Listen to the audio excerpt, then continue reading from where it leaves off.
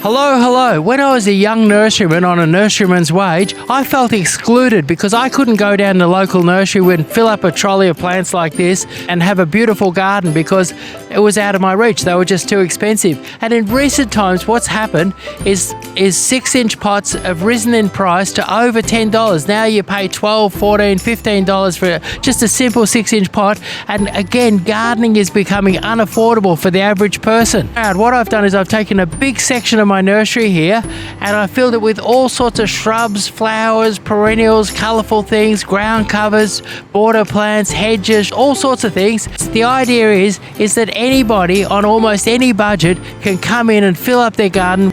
So we've got a beautiful range of plants for $6.99. You can fill up your whole garden, and bigger plants in 8-inch pots are only $9.99.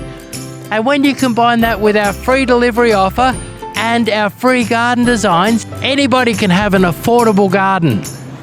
How much do you think they are? About $13 to $14 each. Yeah, what if I told you they're $6.99 each? Wow, that's cheap.